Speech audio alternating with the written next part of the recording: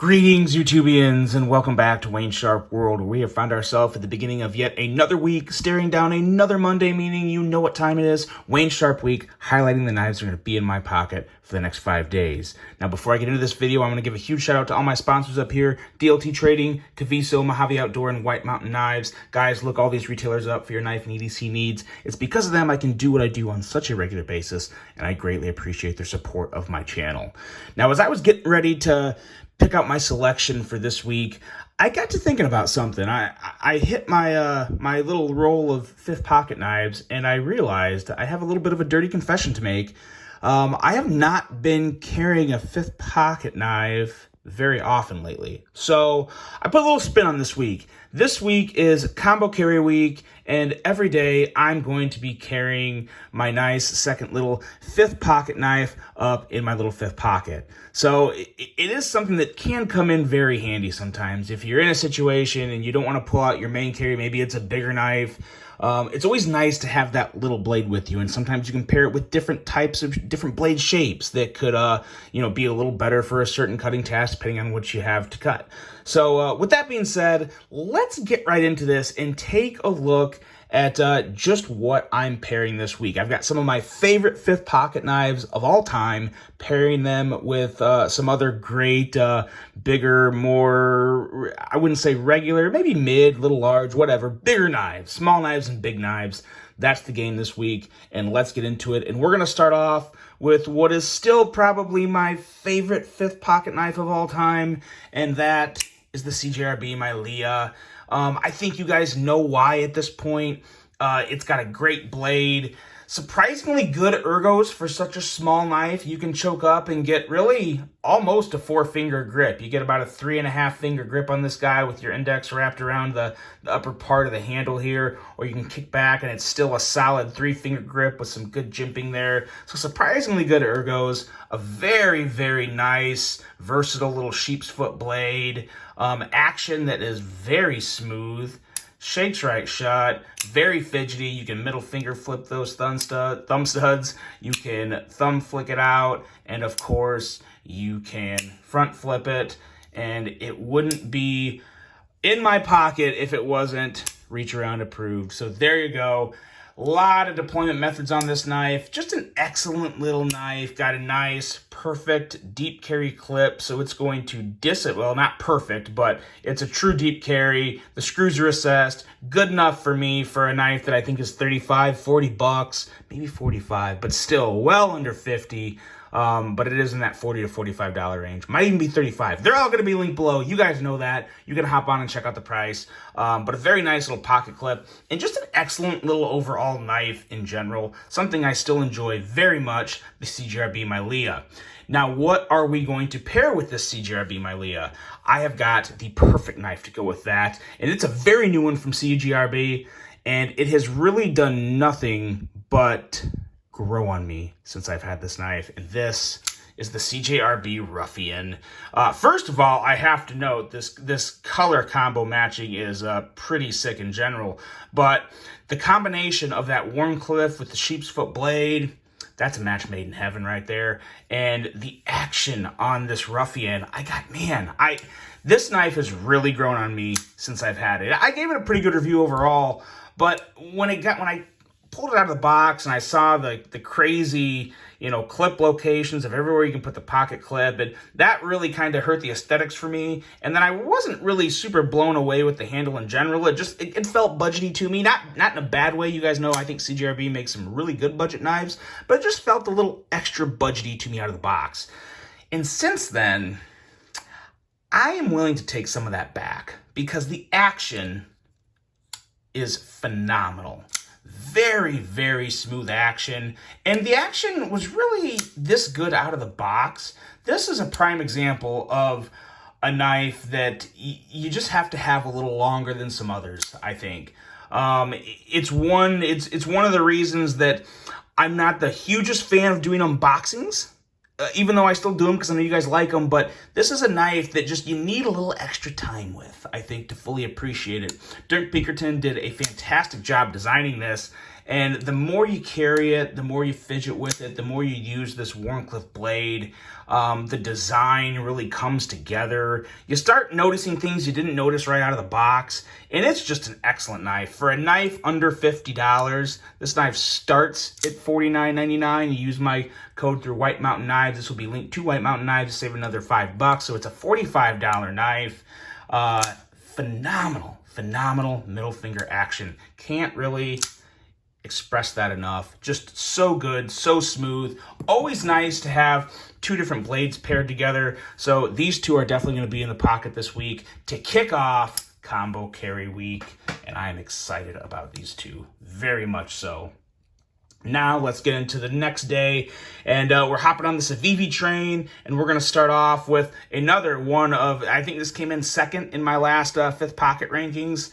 This is the baby Banter, and guys, I'm telling you, this knife doesn't look like anything special. I know it took me a while to get this on the review table to bring to you guys and give you my opinion, and boy, oh boy, when I got it, I was very impressed. I honestly like this more than the wee Banter. I truly do, and I didn't think I'd say that because I really love the wee Banter, but it has everything that the Banter has in a smaller blade, better ergos.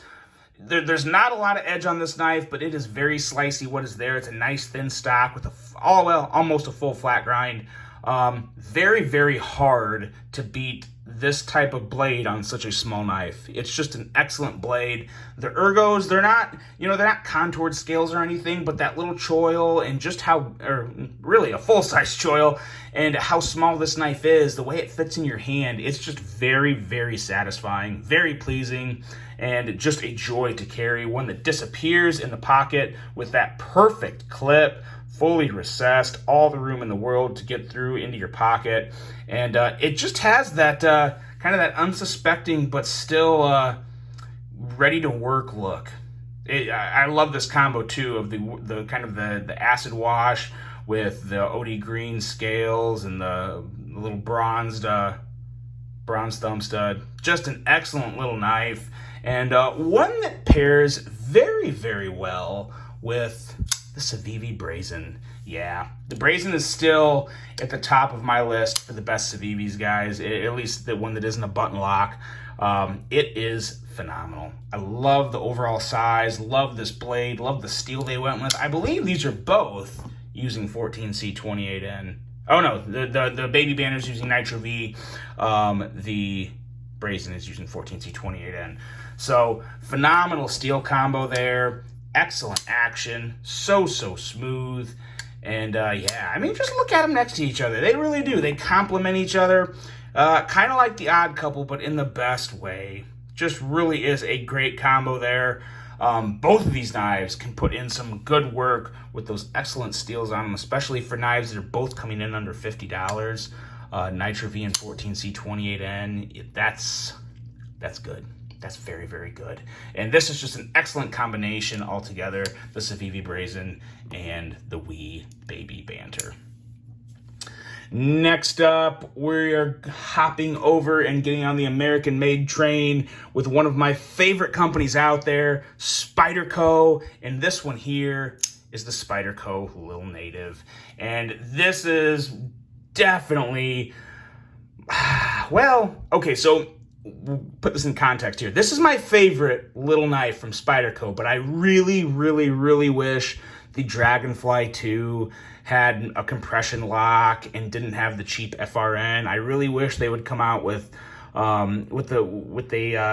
this Dragonfly that had a little better scales to it. Maybe like some titanium scales or carbon fiber scales, or even just regular G10 scales like the PM2 comes out with. Anything would be fantastic. But since I'm not a fan of the scale material, the Little Native does take it for me, and it really is hard to beat. It's a little more up there in price, but it's excellent to middle finger flick. The ergos are phenomenal. It's just an excellent knife. It's basically a mini Shaman in your hand, I guess is the best way to put it. At least in terms of aesthetic and design to me, I really do compare it to the Shaman a lot. I have some titanium scales on here. I love the way this all works together. Nice deep carry clip, somewhat not true deep carry, but you're still only going to see, this much coming out of your pocket, so it's not going to look too bad in the fifth pocket. And just an excellent little knife. You could definitely find cheaper options in the fifth pocket category, but at the same time, if you want to buy American made, this is made in Golden, Colorado, USA Earth.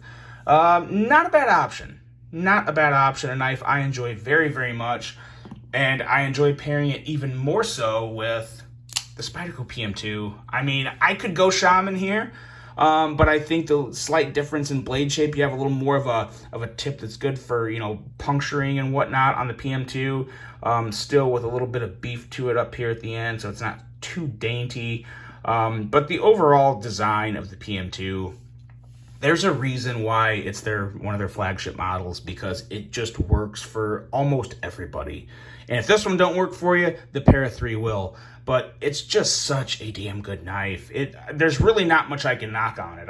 You guys know I told someone, I was chatting with someone on my YouTube thread a while back, and I've owned like five PM2s, because they're just they're so fun to customize. There's so many different versions that come out with different steels, different G10, different handle materials in general.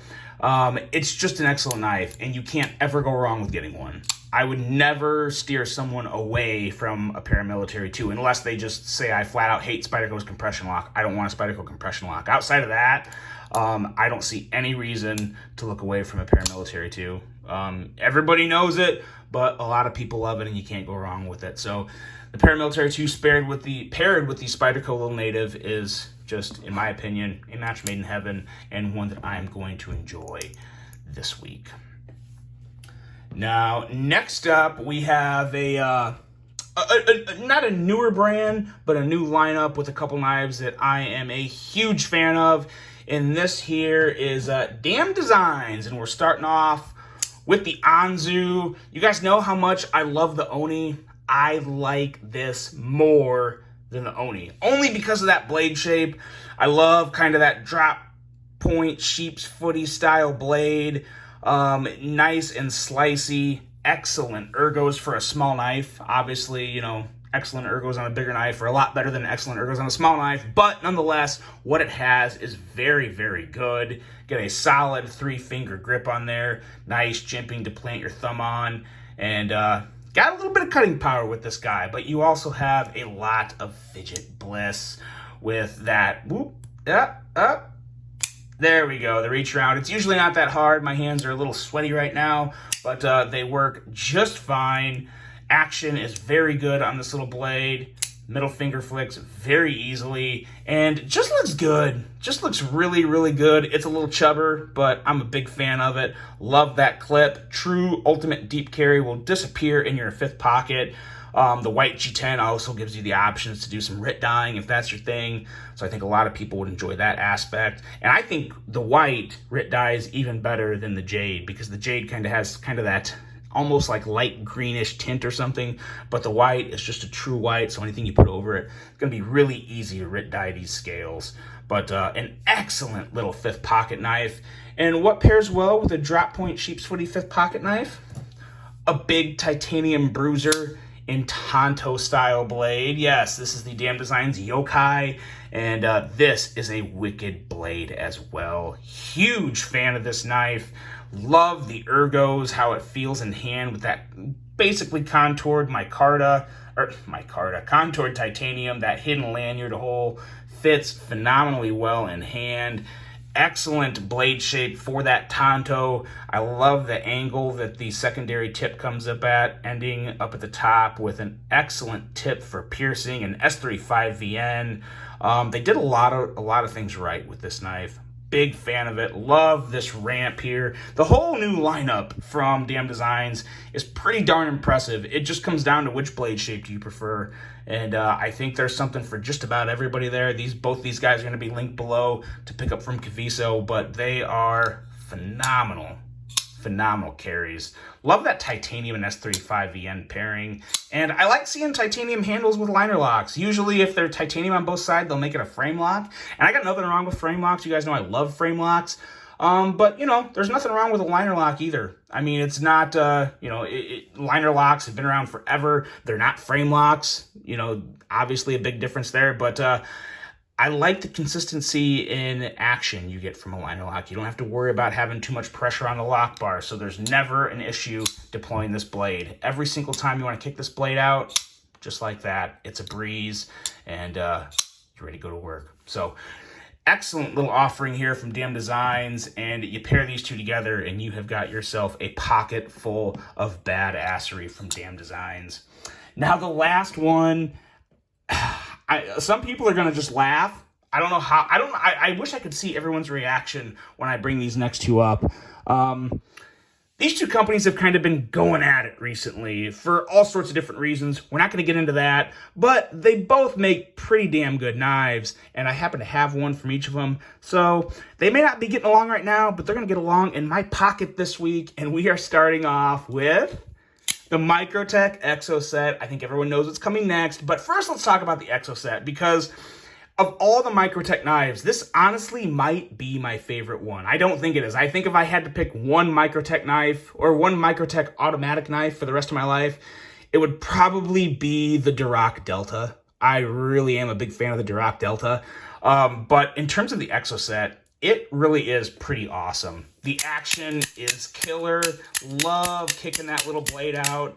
I have fired this guy probably over 1,000 times. No issues. I've done this countless times. No issues. There's no question that Microtech makes phenomenal products with excellent quality and top-notch materials. And it's really hard to deny that. I may have some other issues with them, but they do a lot of things right there as well. And I love this mainly for the cleaner handle, the cleaner chassis. You don't have the big Microtech logo, or at least the Hawk logo on the front of the handle, so you have a little more clean show side. Really wish they'd clean up some of the crazy blade branding they do. I do think that I'm not a fan of it, and we'll leave it there. But this knife in general is extremely slicey. Usually daggers don't have excellent cutting geometry. This one has pretty damn good cutting geometry. It's very thin blade, doesn't do a whole lot in the middle. It's a nice slicey little blade, I gotta say. There's not a lot of it there, but what is there is wicked sharp. And this is actually a money clip, so you kind of have a much wider clip. You can stick your money and cards in and just drop it in your pocket, or you can stick this in your fifth pocket, which is what I've done sometimes, and it carries really well in the fifth pocket. You obviously see that clip. The clip don't disappear by any means, but it does work. It does work, and it's a decent little fifth pocket carry. I'm a big fan of it just because of how unique it is and the other purposes it can serve. So this may not be in my actual fifth pocket. It may have my card and cash stuck in my left side pocket. Who knows? But nonetheless, still a good secondary carry and a knife I enjoy very much, the Microtech Exo Set. Now, what is going with the Exo Set? I think everybody knows here. It's going to be the axial shift, and I'll say it again real quick. I know I'm pairing these two together and it's a little weird, but I would rather carry a shift over an Ultratech any day of the week. Any day and every day. Monday through Sunday, 24/7. I just really love the design of the shift so much more than the Ultratech. It's pretty much all aesthetic purposes and reasons why I prefer the shift, but I also think they do have a slicier blade with less, useless fullers and crazy blade branding. I am just a big fan of the action on this shift. It very much reminds me of an Ultratech. Just about, it's as close as you can get to an Ultratech, and like I said, I do think it's better with the action. The actuator doesn't tear up your thumb nearly as much, so that feels a lot better. And it's so clean. It's so clean. Axial is doing a lot of things right there. They got great people working there. I have had to work with Axial. I've had to call them for a little issue I had on another order, and I will be following that up with a video later on.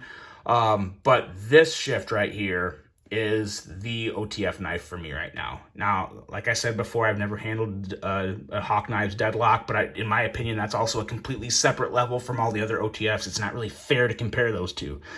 This being compared to Guardian Tactical, Microtech, I do prefer this over those two. I just do. I really, really enjoy this shift a whole lot, and I gotta say, I like the way it pairs together. I think they go good. I think Axial and Microtech need to bury the hatchet and get along because they both make pretty damn good products. And there we go, guys. There is this week's carry. Can I get these all in the same frame together? Let's see here.